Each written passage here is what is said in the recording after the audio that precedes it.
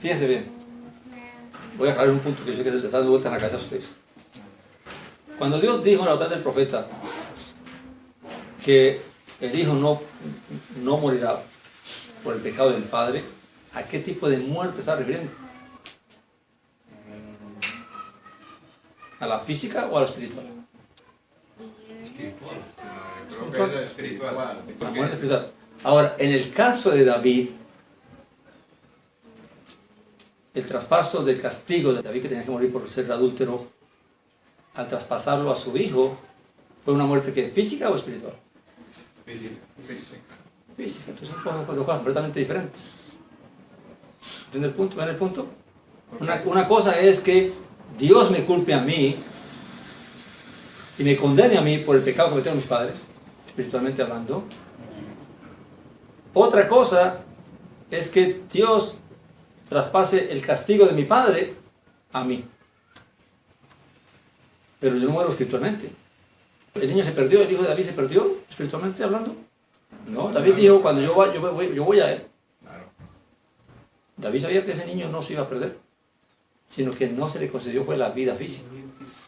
Entonces son dos cosas completamente diferentes que tenemos que analizar. Una cosa es lo que se habla de la paga del pecado como consecuencia espiritual, que nadie va a pagar el pecado de otro. Otra cosa es la condición física. ¿Qué merecíamos todos nosotros? Según la ley. Muerte física. ¿Cuál muerte? Muerte física. Muerte física. ¿Qué se traspasó al Mesías? Muerte física. La muerte física.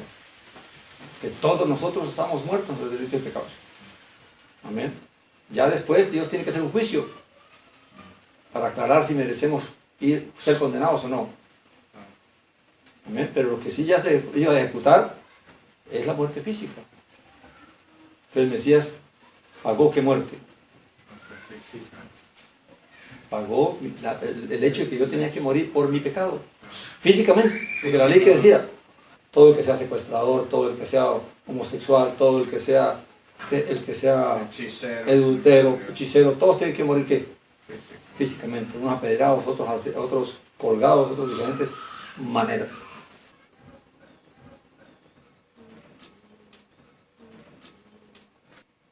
Amén. El hecho de que una persona muriera porque violaba un pecado de muerte no quiere decir que la persona se iba a condenar completamente. O sea, el castigo era ¿para qué? Para el pecado que cometió, que contraía ¿qué? Pena de muerte, muerte física. Pero esa persona va a tener un juicio después. Y allí se van a mostrar qué tal si esa persona toda la vida fue bueno. Pero ahí vuelta entonces no se cumple la profecía de Ezequiel, donde que dice que si el hombre justo se apartara de su justicia y al final de los días él muere en el pecado que cometiera, dice, por él. Pero no está hablando de un solo pecado. Perdón, dice, pero no está hablando de un solo pecado. Está hablando de vivir en injusticia y en adelante. ¿Entiende el punto? no, pero dice que no le será tomado, dicen el pecado que hiciere en él morirá, ninguna de sus justicias le será tomada en cuenta. Lo mismo dice acerca del malvado. El malvado dice, si al final de los días él se vuelve al Señor y se arrepiente, que en el arrepentimiento que él hizo, en él será juzgado. Dice, ninguna de sus maldades que hizo en la antigüedad le serán tomadas en cuenta, sino en lo que hizo en el momento que murió, en él será tomado en cuenta. Pero estamos hablando de una persona que deja de ser justo y se vuelve injusto. No estamos hablando de un pecado que comete y le cuesta la vida física. Amén. En ese caso, fíjense, tienen que mirar las dos cosas de punto de vista diferente. Dios está hablando de muerte espiritual. Pero aquí en la ley estamos hablando de muerte ¿qué? Física. Son dos cosas completamente diferentes.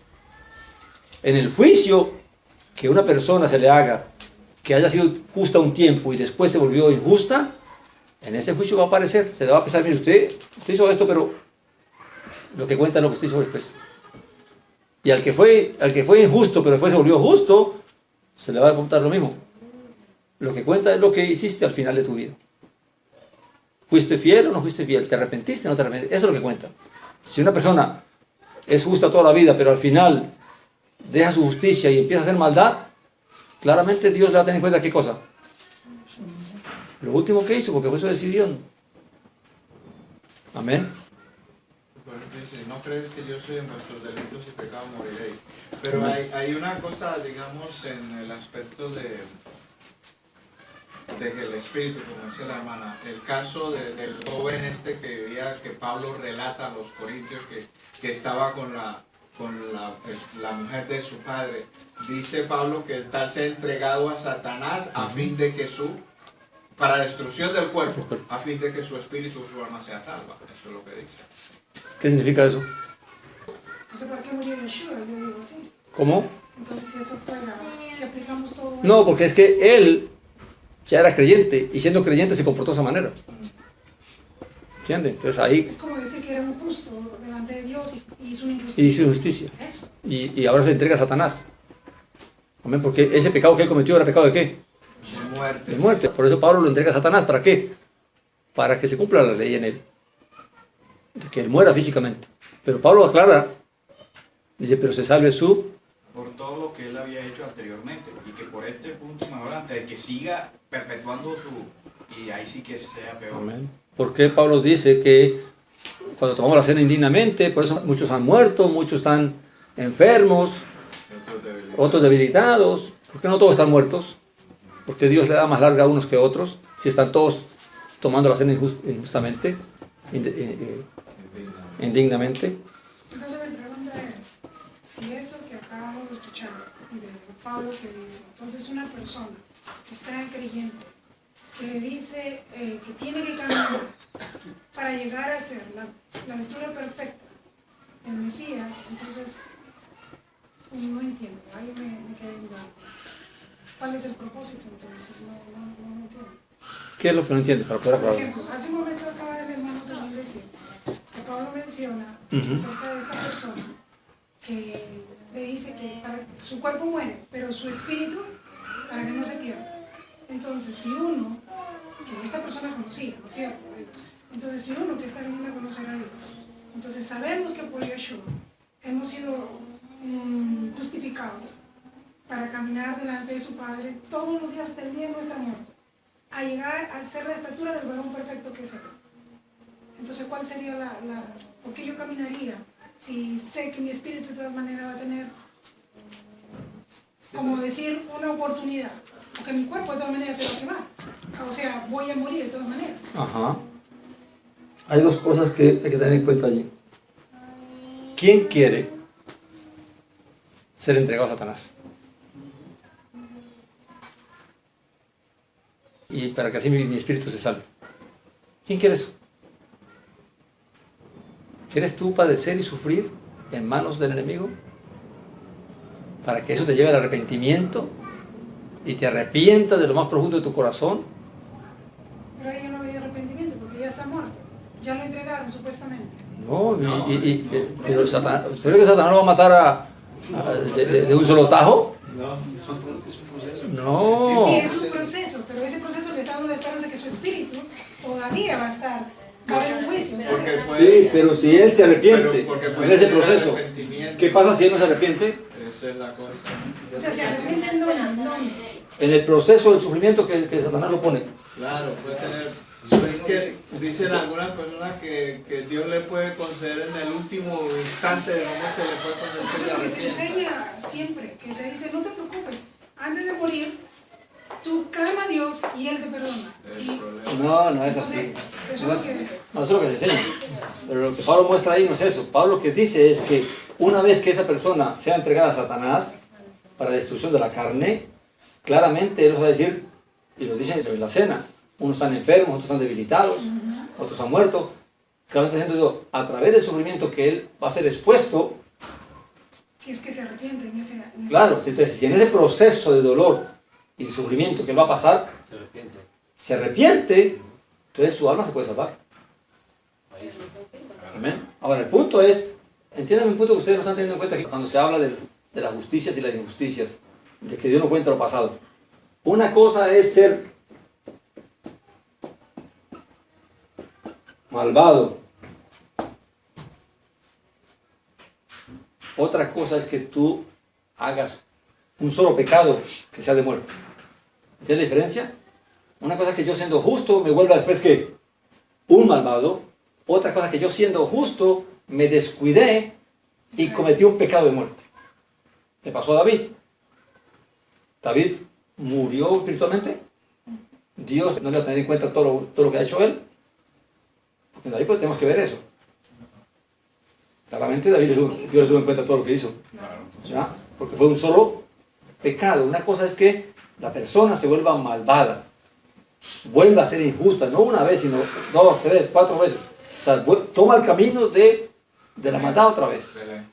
Entonces ahí a esa persona claramente no es un error, es una condición que ha querido tomar, una decisión que le ha tomado. Olvidarse de ser justo. Y por lo tanto Dios, ¿qué es lo que le va a contar? Lo que él decidió hacer.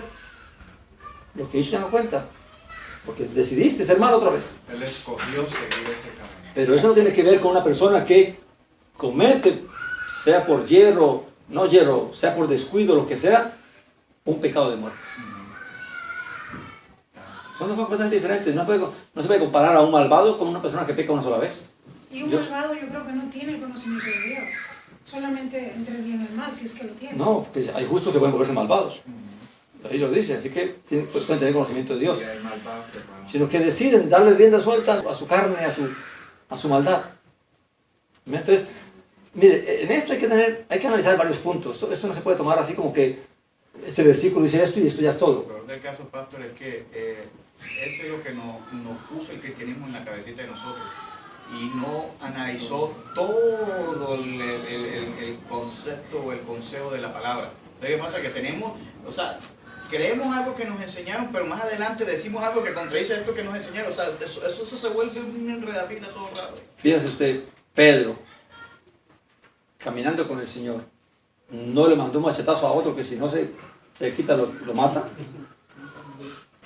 Y el Señor lo ha escogido como discípulo. Y eso eso lo condenó a Pedro. No, fue un proceso de ¿qué le dijo el Señor? Satanás te ha pedido para zarandearte. Y en el zarandeo, ¿qué pasó con Pedro? ¿Cambió o no cambió? Cambió. Amén. ¿Qué dice Dios? Yo no quiero la muerte del impío, yo no quiero la muerte de nadie. Pero una cosa es que una persona persista en la maldad y muera en la maldad, que es lo que dice el profeta allí, a otro que caminando en la justicia comete un error. Amén. Son dos cosas, dos puntos. Dios no es injusto, Dios es justo. Y para eso es que viene el juicio. Amén. Ahora, un creyente claramente no puede darse el lujo de equivocarse, no puede dar el lujo de cometer errores. Amén. Ahora, si comete errores, pues Dios también lo va a tratar. Amén. Ahora, si un creyente vuelve a la maldad y a la injusticia y se descuida en no hacer lo que Dios manda, claramente Dios no lo va a salvar. Amén. Se va a perder. Tanto así que la Biblia dice que hay gente que sus pecados no se revelarán. O sea, hay gente, puede haber creyentes que están pecando y nadie lo va a saber. Bien, puede hacer creer a todo el mundo que es un piadoso y todo eso, pero que Dios sabe por dónde va esa persona. Amén. Entonces, claramente, en esto de analizar la cuestión del pecado y todo eso, tenemos que analizar varias cosas. Por eso es la importancia de leer toda la Biblia. Porque si uno no lee toda la Biblia y solo se lee un versículo o un libro, podemos malinterpretar todo. Porque hay que tener en cuenta todo lo que Dios viene revelando. Fíjese bien. Los hijos de Jacob no hicieron una matanza. ¿Qué dijo Dios a Noé? El hombre que derramare sangre, su sangre será derramada por el hombre. ¿Murieron los hijos de Jacob? ¿Asesinados?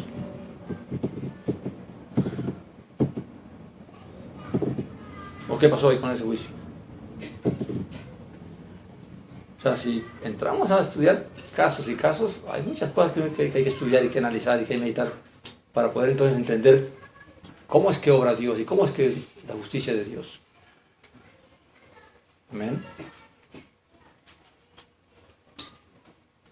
Algo que yo he visto, que explicar un tema de la Biblia no es tan fácil. Sí. Y otra parte es que a la gente no le gusta leer. Y si tú te pones a explicar un tema parte por parte, la gente no va a querer leer eso. Amén.